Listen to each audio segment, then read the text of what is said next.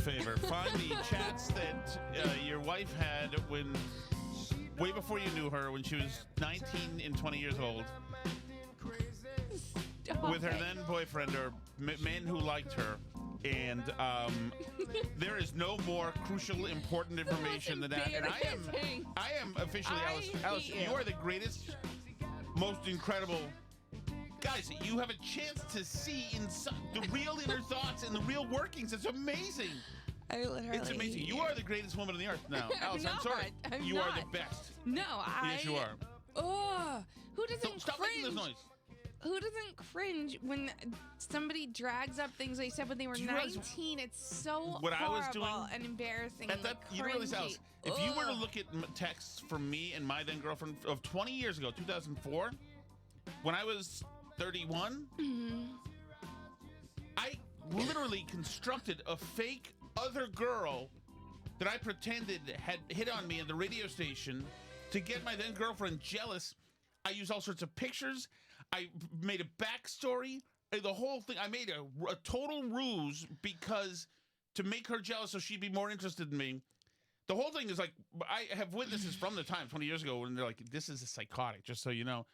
But it worked, actually. It worked like a charm. It absolutely worked. And, but, I mean, so like, what you were doing was, I was the predecessor of the weird incel driving around in his car with like a thermal scanner looking through house walls. That was ridiculous. You were I didn't realize you were such an alpha, and I think I am thrilled. I am so honored that you really. I'm so embarrassed. You really chose me. I hate that. When I saw this, all these guys like so loved you, and wrong word. Oh. Well, I mean, I don't think that I used sodium pentothal, whatever it's called. I don't recall covering your mouth with a wet rag of chemicals to knock you out. I think, or was that what happened? I liked you. Yeah, but you did choose me.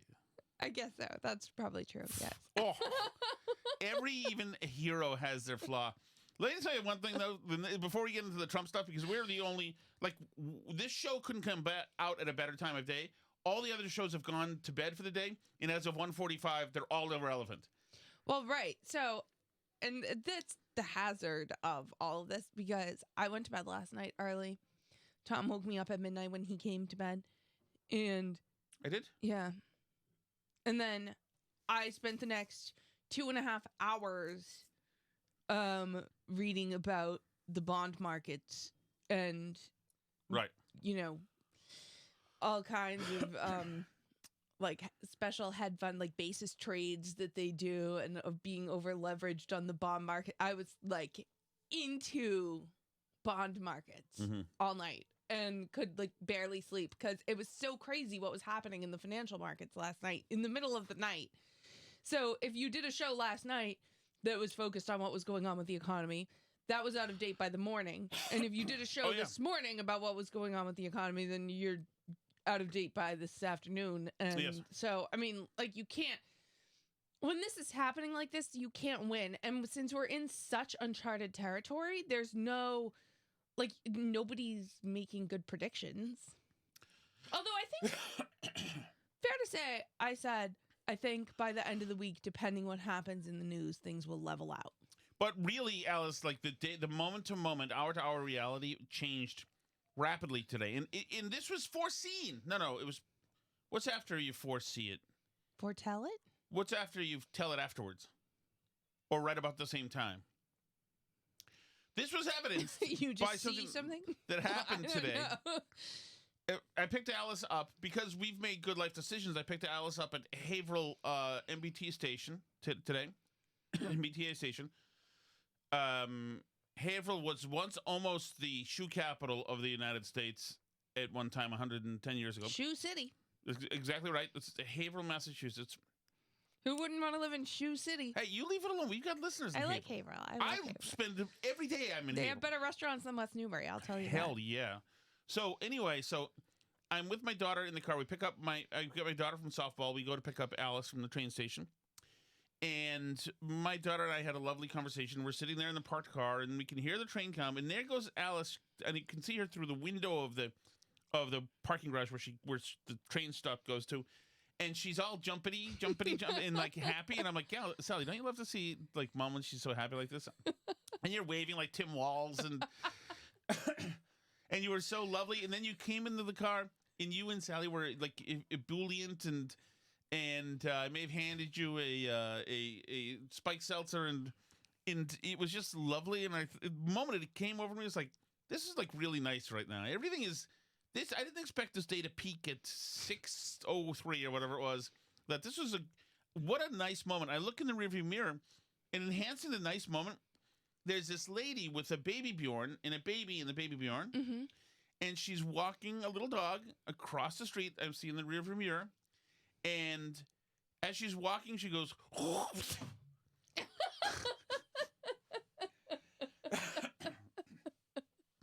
I pointed it out at the time. Oh, yeah. No, totally. I'd never, and that was like, it totally changed the moment, the flavor of the day and everything. It was like, oh. All downhill from there. It was. So, but that was kind of like today where the mood changed massively. Reality changed massively.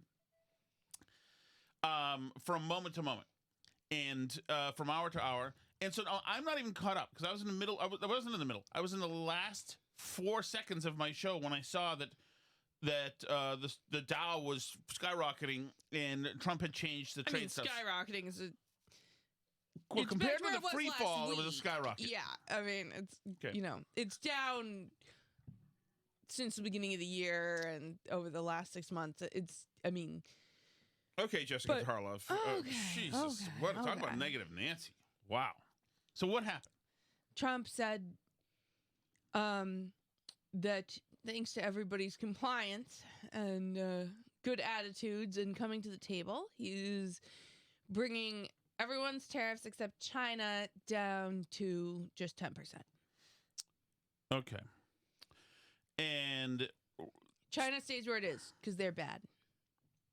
Right. Okay. And so what I'm hearing, first of all, Trump is selling this with a straight face. Some on the left are saying this shows that Trump lost. Some on the left who are angry now are saying, oh, see, what this was manipulation of the markets. Aha. That's what it was. To like get people rich or something. Right. I mean, like, are we rich now? You bought $100 of NVIDIA stock when it was down. What do we have now? Oh. Are we rich yet? Let me check that out. So, I mean, I don't know. I'd be shocked. Oh, I don't think I'm up. Did it crash overnight? Oh, here we go. It didn't refresh. Okay. We're rich. How my God. How rich are we? What do we make? Like $25? Up $21. Wow. All my things are green. Wow. They're never all green. NVIDIA, which we bought for $94, I think, at $111. Wow. Yes. Man, we are rocking and rolling.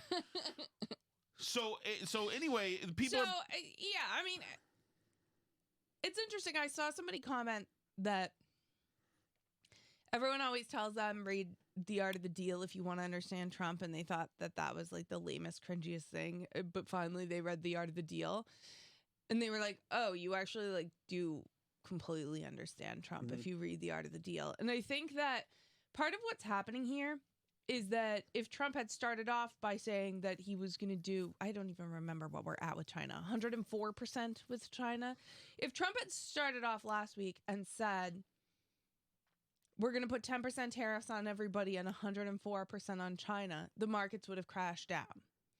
Because he started with a bigger number, the markets crashed down, and then he went back to this, which is probably what he really ultimately wanted, and then now the markets are back up. Okay. Do you know what I'm saying? So it's like ultimately then you do it with the least impact, sort of. Do I get that? Well, but you understand my point. If he had started off when he announced the tariffs initially and said, I'm going to do 10% tariffs on everybody, and I forget what the exact China number is, but say it's 104%, because that was one of the numbers that I remember during the back and forth. Right. right? If he had started off saying that and then the tariffs went into effect, the markets would still be down right now. But because he started with something bigger, that brought the markets down. And then he said, oh, no, never mind. We'll just do this. And they went back up. Yeah, but isn't China still getting tariffed? Yes. But it's on hold. No, it's not on hold. Oh, it's not on hold. Okay, But so who's on hold? Everybody's on hold for like 90 days. Okay. But the point being that, and this is how the Fed works too. And this is why people think the Fed is like a joke and a scam and a whatever, right? Is because it's about beating expectations, right? So the way the Fed works is if everyone expects the Fed to raise interest rates, then the markets have already priced that in, and the Feds raise interest rates and it doesn't like solve the inflation. Do you know what I mean? Like people react to what they think that you're going to do.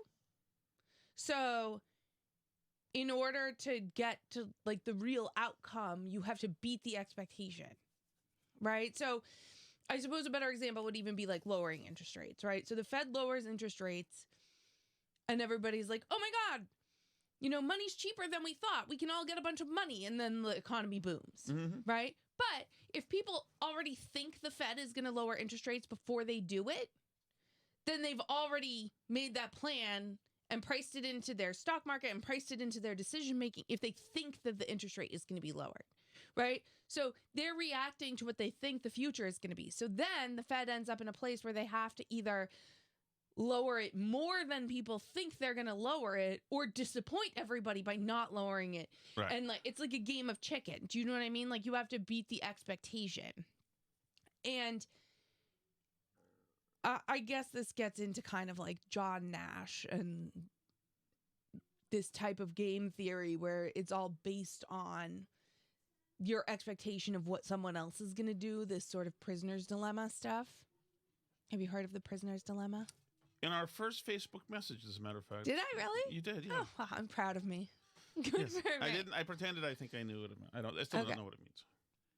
So the idea of the prisoner's dilemma. Have you ever heard of chaos theory? The idea of the prisoner's dilemma. Wait, hello? The idea of the prisoner's dilemma is that suppose you and I do a crime together, and they like bust us, and they're interviewing both of us separately, and basically, if are you handcuffed? Yeah. So they bust us, and they're interviewing us separately. Okay, the cops, and they tell you. Like, we know if neither one of us says anything, then we're, like, they can only get us on, like, a minor charge, and we'll be out of there, both of us, in, like, a year.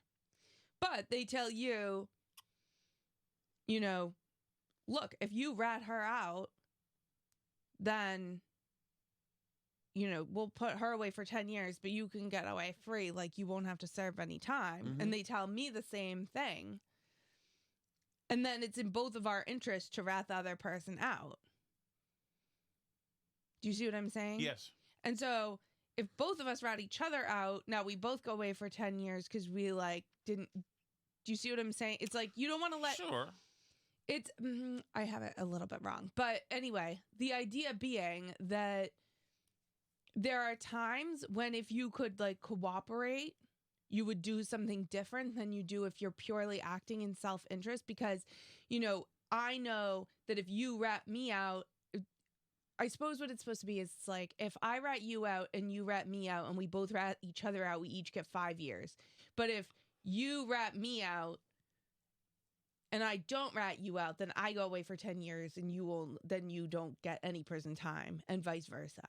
So it's like, I know that if you rat me out, and I don't rat you out, then I'm screwed. But so we both have like an incentive to not cooperate individually, even though like if we both cooperated, we would be better off, but we can't like trust the other person, right? So it's like this, it's an expectations game. You can only expect that the other person is going to screw you over. Do you see what I'm saying? Yes. Kind of. I hear the words. I'm not explaining it that well because I'm tired. Anyway, the point is that a lot of times you have these sort of situations in economics in particular where stuff is based on expectations because people are basing their business decisions on what they think the future is going to be. Right. Not just on what's happening right now at this second. So I think the idea of what Trump is doing here is like beating expectations. But in order to beat the expectation, you have to make people think you really mean it. Okay. Do you get what I mean? Like, I think so. Once again, Alice, shot glass. Sorry. Okay. What does shot glass mean? Shot glass means that whenever I talk to you, you say it's like I'm pouring beer into a shot glass. Well, it's not whenever you talk to me, but when you try to teach me new things. Okay. So that's what this is. What does 339 mean? That's when you tell me to call my sister. Correct. This is not a 339. When I'm talking to you about something and you go, 339. So rude. Okay, so I'm going to play some of these cuts here because have you heard of chaos theory? Why don't I get to talk to you about this? Go ahead. It's like when I try to give you beauty tips. You just don't. Do you know you've not heard of chaos theory? I'm not sure if that's what I think it is. Go ahead. No, don't say go ahead. It's a physics thing. Okay. Yeah, well. If you don't know, then you don't know. Okay. Okay, let's get to some of these cuts. Alrighty. This is Donald Trump this afternoon. Credibility like? Because you said that these tariffs would go into effect on Monday. You said no pause. And today there is a pause. So how can people believe your word today? It's not a question of that. You have to have flexibility. I could say, here's a wall, and I'm going to go through that wall. I'm going to go through it no matter what, and keep going, and you can't go through the wall. Sometimes you have to be able to go under the wall, around the wall, or over the wall. These guys know that better than anybody, right? You got to go around them sometimes. You're not going to go through them. So I consider, I think in financial markets, because they change. Look how much it changed today. And you saw that he tweeted early today, it would be a good time to invest, to buy some stock or something. Did you not see that? That's part of this whole controversy now that this was all a stock buying scheme. Like, is that he did a I guess pump and dump it in reverse, sort of. Right. He said it'd be a good day to buy stock, so that all his buddies who listen, who get him, all the MAGA people buy stock, all the other people don't buy stock, and all the MAGA people are much richer now, like me, as a matter of fact. So, yeah, $21 richer. Woo!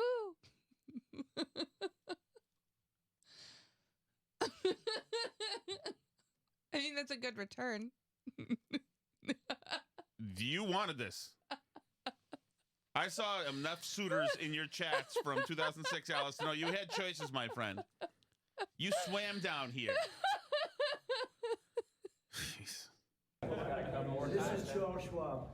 It's not just a company, it's actually an individual. And he made $2.5 billion today, and he made $900 million. That's not bad, because he's in financials. I've always been following. Trump loads a place up with finance bros. He has a celebration now. It's interesting that there's no way, if this is the art of the deal that happened here, and everything, it's the 4D chess thing. And Trump asked, nobody can do a deadpan poker face like him and stand in front of people and totally believe what he says. But if it is, that's okay, fine. That's one thing. I still like I said, it's a shot glass situation for me, so I don't really get it. But oh my gosh, on the car ride to the train this morning when you thought you were going to have to talk about freaking bond trades all day. Oh, yeah. I thought you were going to murder me on the way to the train when I was like, so, basis trades or whatever stupid thing. Yeah, because I was like reading all about this last night. I was way in the weeds. It's super interesting, actually. No, it's not. Yeah, it is. It's not. They were selling off bonds in the middle of the night. Why didn't you make us more money so I could have bought more NVIDIA? I believe that he ambushed China. I believe that he suckered the whole world into believing that he was going to go down in this, this Harry Carey, this suicide mission. So you think this is against the world? The plan all along? I think with him, it's so much spontaneous, but I believe it evolved. I mean, Monday, so many people were feeling terrible pain. Yeah. The markets were tanking. There was no, end in sight. People were watching their 401ks, their IRAs disappear. The whole nation was, I think, trembling over the uncertainty of where we were going with this. He was picking a fight with the entire world. So I said Monday, well, isn't the problem China? Why are we getting everybody, UK, European Union, Japan, etc. China's the problem. I couldn't understand it. But then this morning, tell a New York story quickly. Yep. I'm at the Regency Hotel with a dear old friend of mine, David Sherrill, who does the stocks. Erica and I, my wife and I are together. You're a broker? You're my broker. Of course. And we're talking about, oh my God, this is awful, but we're doing the right thing. You have to have courage. You have to stick it out. I went to my Twitter followers. I said, please don't sell. This is on Sunday and Monday. Please don't sell unless you absolutely have to. And then, look what he does. Oh, surprise. This is why Trump is triumphant. This is why you can't beat this guy. Great breakfast, by the way, at the Regency. Yeah. You know what's 401k day by day and hour by hour. Don't. Just leave it alone. Right. Just look at it once a month and call it a day. Meanwhile, it's like weighing yourself 10 times a day, which I do, by the way. But you can't live like that. Adam Schiff obviously comes from this different angle.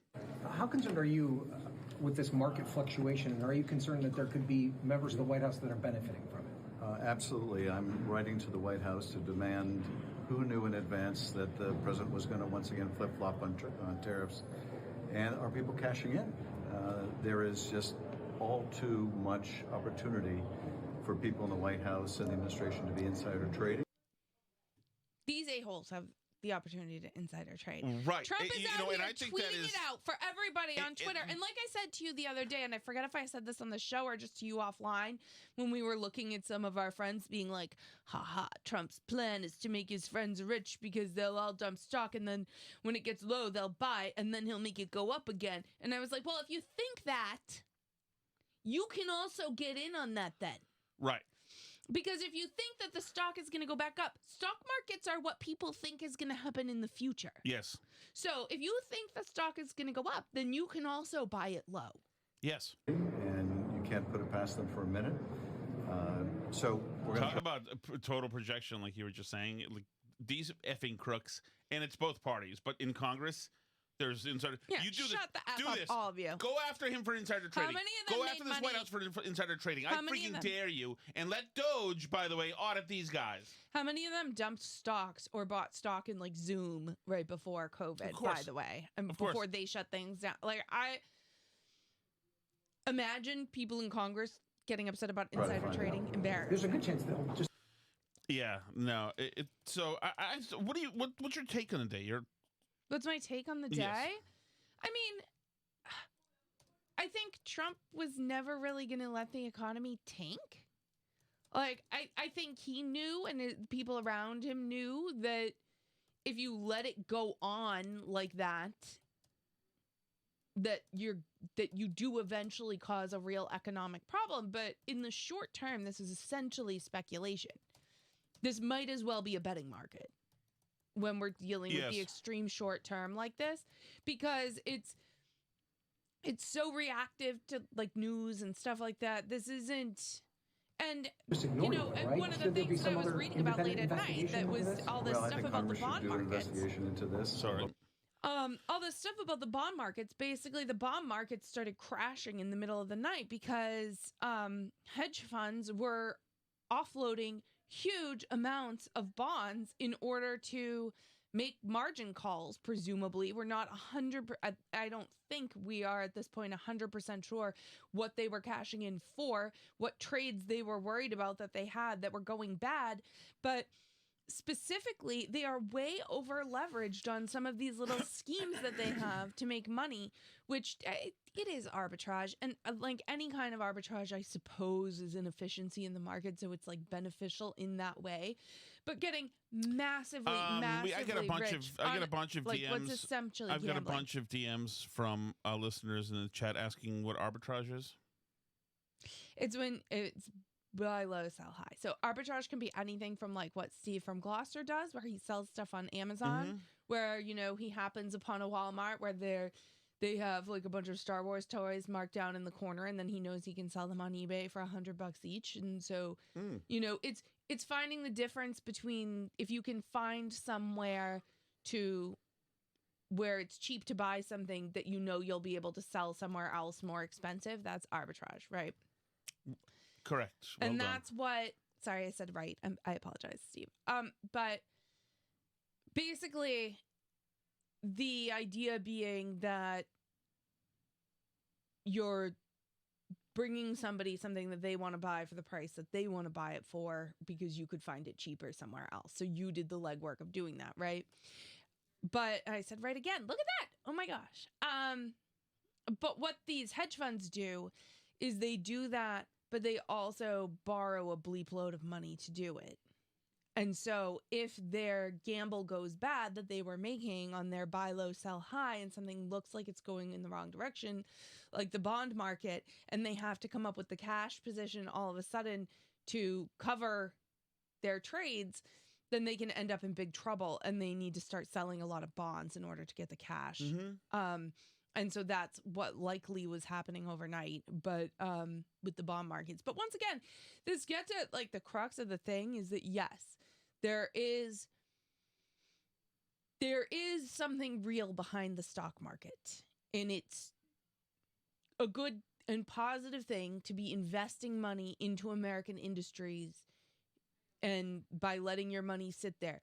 When you're doing these weird swaps, like the further you get from the source of the thing and the more money you're borrowing to leverage to do this is exactly the type of stuff that happened where they were gambling on credit default swaps for houses going under in 2008 that tanked the economy. Like they get rich and rich and rich and rich and rich, but then when their deal goes bad, they ruin the whole economy. Do you know what I mean? Like it's a bad deal for everybody. And I think part of what happened here was that this exposed some of that, some of the people who treat the stock market like their own personal lottery game and get very, very wealthy from it. Some of these hedge funds and things. These are not like regular Joe Schmoes with 401ks, right? And so I think that was like part of the messaging of the administration today. Did you see this stuff where like I sent us the Scott Bessent, like the It's Main Street's Turn stuff? Did you see this? Do they all believe this? I don't know. I mean, I don't know either. That's why I'm asking. I don't know what they believe. I mean, I know that Trump has around him for the some last very 4 smart decades, people. basically since I began my career in Wall Street has grown wealthier than ever before, and it can continue to grow and do well. But for the next 4 years, the Trump agenda is focused on Main Street. It's Main Street's turn. It's Main Street's turn to hire workers. It's Main Street's turn to drive investment. And it's Main Street's turn to restore the American dream. Okay. It's assuming it's by design. By the way, this trade representative, Jamison Greer, was in front of Congress in a hearing when the news came out. So he didn't have time to get up to speed. So he gets grilled for 5 minutes by this congressman, Mr. Horsford. It's a good name for him, Horsford, as a matter of fact. Who, that makes a song and dance about it. It's like, you don't even know the details, do you? Then you're the trade rep? Sure doesn't look like it's the trade representative. You just got the rug pulled out from under you. I wish I could feel some empathy, but the empathy I have is for the American people whose very well-being and livelihoods are being affected. This is not a game. This is real life. I yield back. Let the reflect. Oh, no, I want to go back a little bit more because he goes to... No. Why not? If it was a plan, if it was always the plan, how is this not market manipulation? It's not market manipulation, sir. Well, then what is it? Because it sure is not a strategy. We're trying to reset the global trade system.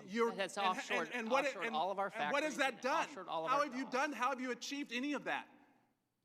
But to enact enormous harm on the American people, which was our concern from the very beginning.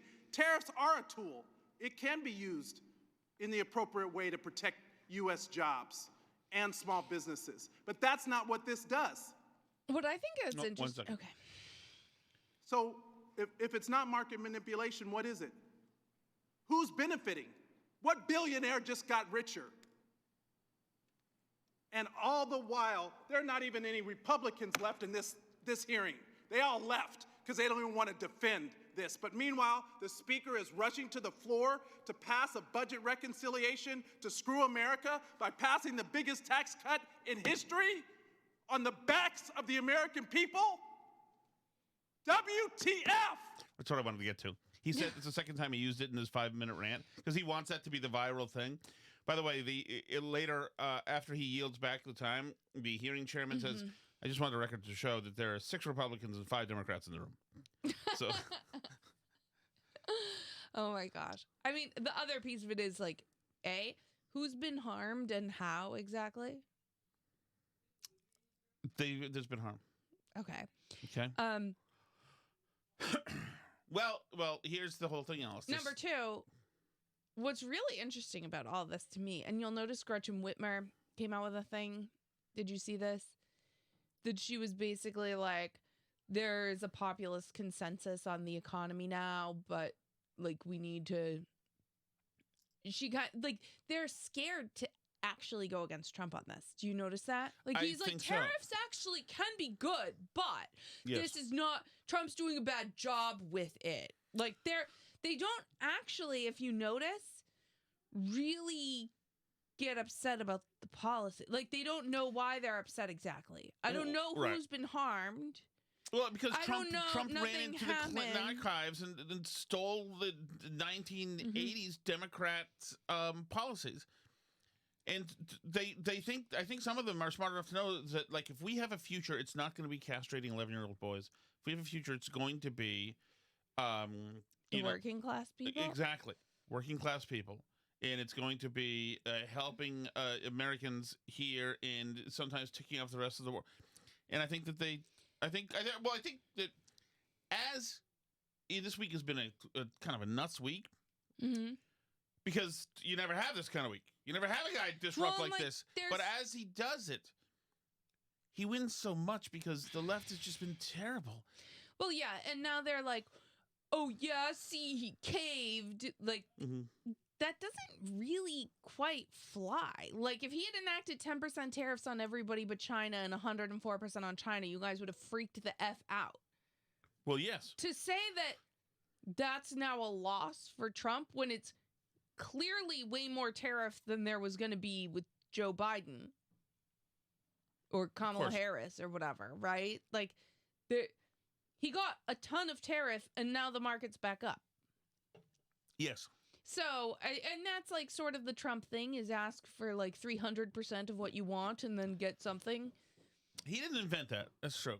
Well, no, I know he didn't invent that, but he takes it to a very extreme level that I think most people are scared to take it to, but he's like not scared of stuff like that.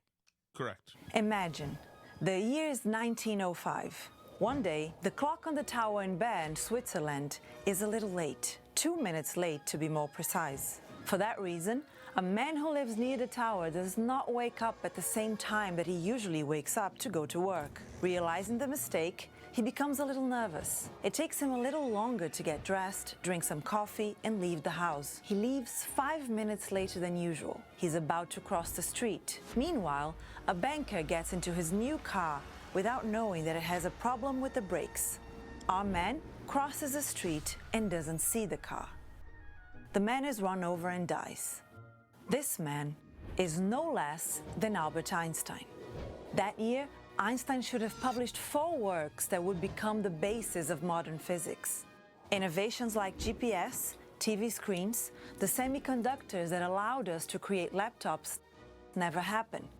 The computer, the laptop, the mobile you are watching this video on never come into existence.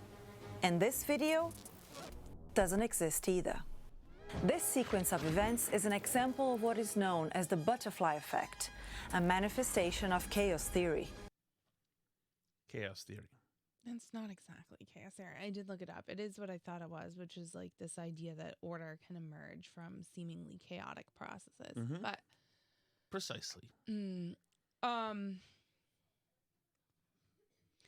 Yeah. Anything in the chit chat? You sent us this picture, this video. Did I tell you what Tommy in New Hampshire said about you coming to bed? No. He said, Tom surprised that he woke up Alice. It's funny how the F can he get in bed and Alice not know. I don't understand what he means by that whatsoever. Although there is a problem with our bed with this.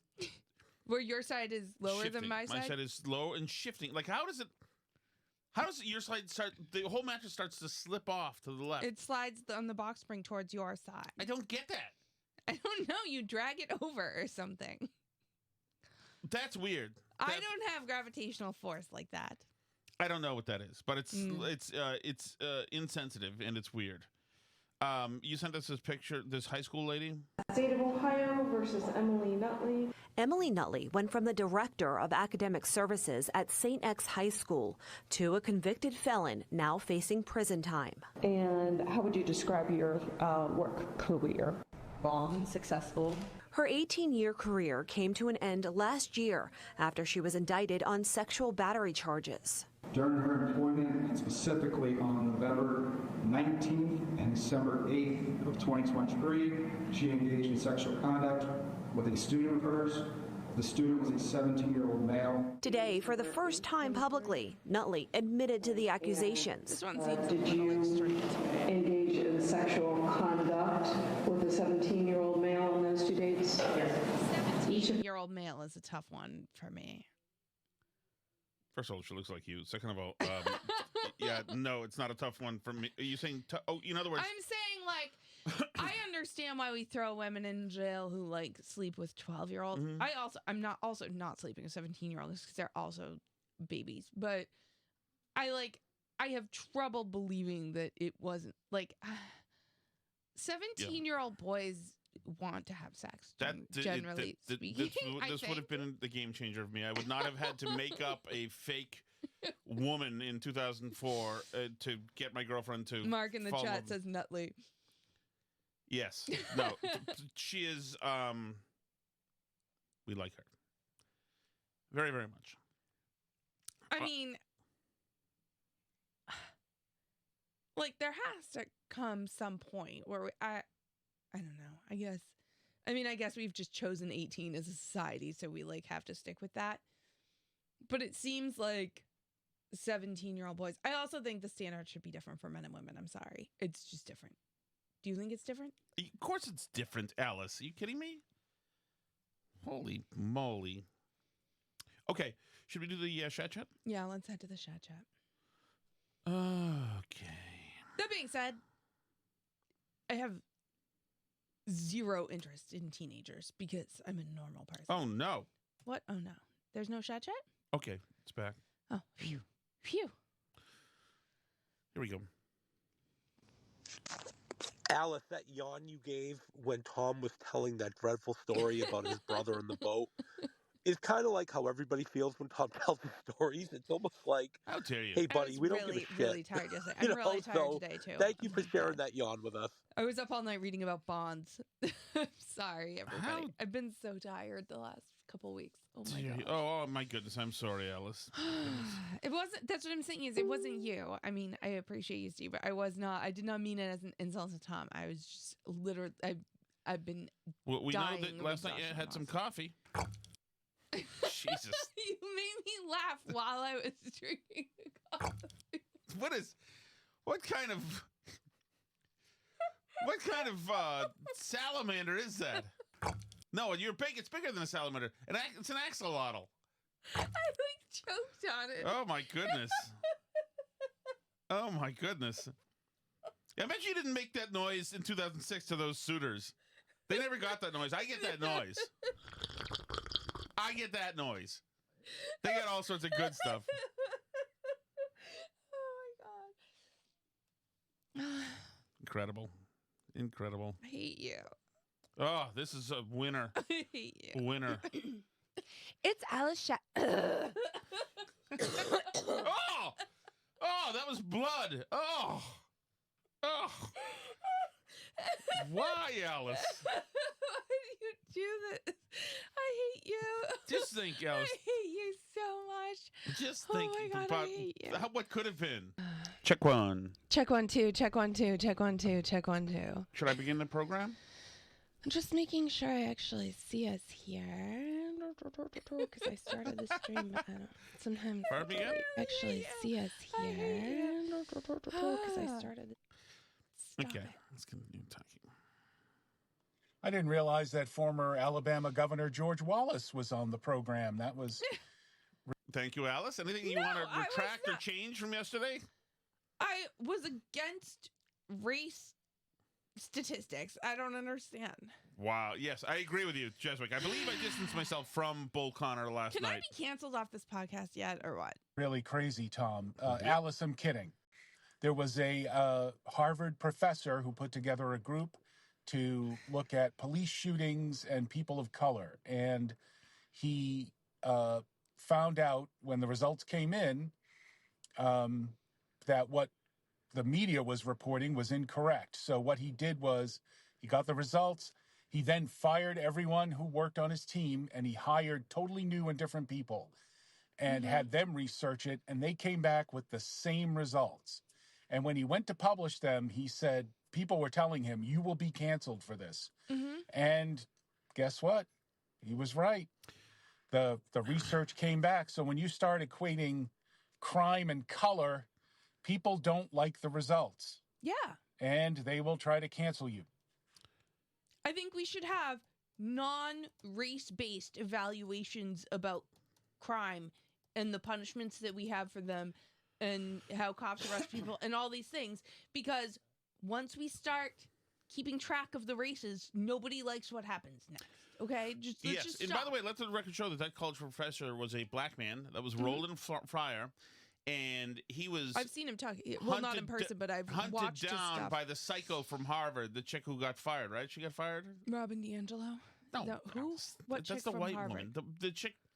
Oh, the 1619 Project? lady? No. Who are we talking Alice, about? the president of the college, who's also pro-Hamas. Oh, right. Yeah, I believe she's been...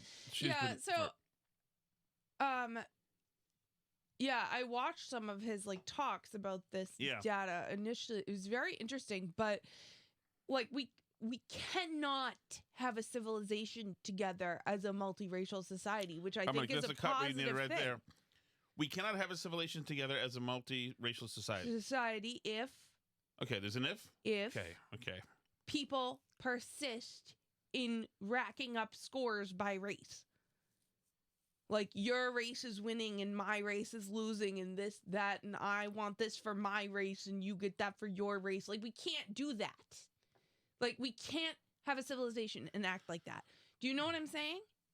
You can't have these, we are either all in it together as one group of people and the same rules apply to everybody regardless of race, which I believe is when I was growing up, that was called the opposite of racism. Is it not? I work for Mr. Soros, ma'am. Okay. So you're pro-racism. What? Because I'm anti-racism. You're an anti-racist? Mm-hmm. Wow. Do you want to know the definition of that? Yeah, I would like to know the definition of that. What is the definition of racism? A collection of anti-racist policies that are based on anti-racist beliefs that cause a set of anti-racist outcomes. Wow. So... I mean, but you get what I'm saying, right?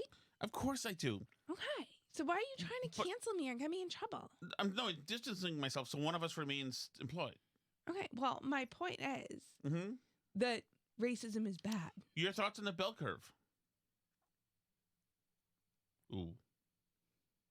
What about the bell curve? What are your thoughts on the bell curve? Findings. Like the book? Or the statistical graph of a function? The way it was bound. Do you mean the function? I think bell curves are great. I think they describe a lot of phenomena very well. Okay, pussy. But yeah, there's no doubt. She talked crime. I mean, I may have to take a little responsibility for some of this stuff in particular because I was leading her, obviously, Rick. I didn't, she just called in. Got graceful, what's that called when you ice dance? What are you doing? Ice skater, Alice. I get falling down, breaking everything down with her in the studio, Alice. I'm sorry that you hate me. From the mind of Mindy Kaling. Those chats were from the mind of Mindy Kaling. Oh my God, dude. What does that mean? Okay, here we go. All right, back to Tom. Ray. There we go. Ready? Mm-hmm. I hate you. Why do you hate me? Jesus. You're mean to me. That is so not true. It is true. You dinkhead. I am not mean to you. I'm not sure if you heard Jerry talk about the Matt, what's his name, Metcalf. Mm-hmm. I did not hear Jerry. Murder. But at one point he goes, "This is clear as day. This is black and white."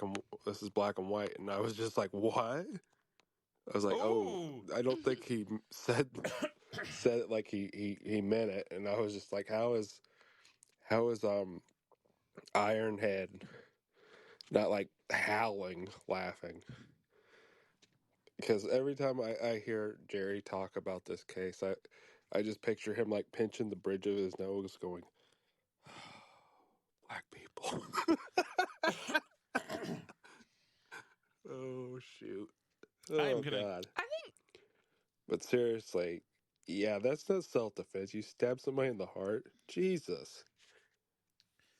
Yeah, no. But I will. First of all, I will defend Jerry because I don't think Jerry's racist whatsoever, and I don't think. Well, I don't. With the exception of an offhanded, shared, observational piece of humor from 2003. I don't. I don't see it. I'm sorry. I don't think. I mean, can you be in sports media if you don't like black people? I don't think that's possible. Crap. I think Jerry likes black Jerry's people. Jerry's a no-nonsense a lot guy. of black people. I don't know. He doesn't care about it. Yeah, I mean, I think that this whole case is interesting because I don't even think it's like the bad behavior. I guess it's like, it's not even the murder itself that I think people are reacting to, but it's more like the left's reaction to it that people are reacting to. Do you know what I mean? Yes. It's like, I think a lot of people would have been content to just flip right on by the story and say, like, God, how horrible. One high school student stabbed another high school student in the heart. Except that a bunch of people on the left want to somehow make it a thing and they've raised hundreds of thousands of dollars for the murderer, not the victim, because they feel that it's okay that he did that because he's black. Like, it's a bizarre scenario.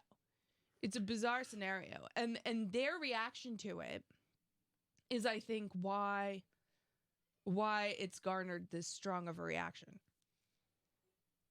Oh, completely. Because this is like people murder people all the time in America of various races, mostly within races, sometimes across races. Yes. It's rare that it gets this kind of national attention. And I think the reason why it has this national attention is because some people are for it because the murderer is black.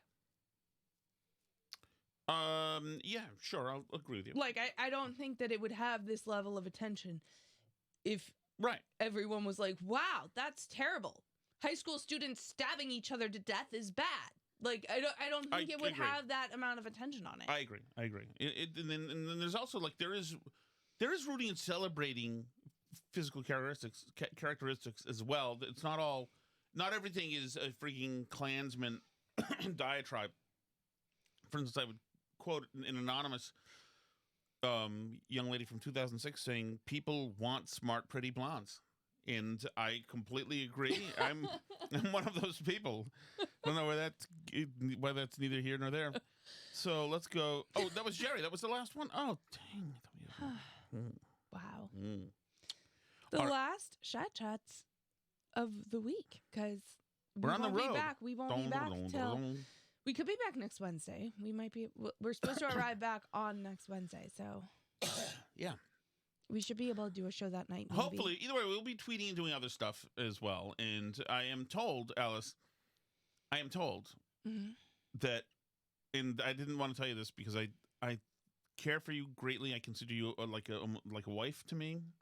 Okay. But I am told, unfortunately, my McAfee, my McAfee antivirus software just sent me a warning. I'm told, and we'll have to get in front of this if this is true. Okay. That there's been a WikiLeaks capture of, and Incorrect. Alice. There's going to be a murder. Let me tell you something, Alice, about this stuff. Okay. This chat would, one of two things. Immediately, probably to most political consultants, would be the end of any thought of a career. Really? At the same time, 100% of the straight male vote. It could be the beginning of the most popular populist ever to run for anything. Stop it. Stop it. Sorry, I'm caught. What? What? I literally From the mind of Mindy Kaling. You're so mean to me. I am not mean to you. Why are you saying that? We'll see you guys next week. Maybe. Some of us will.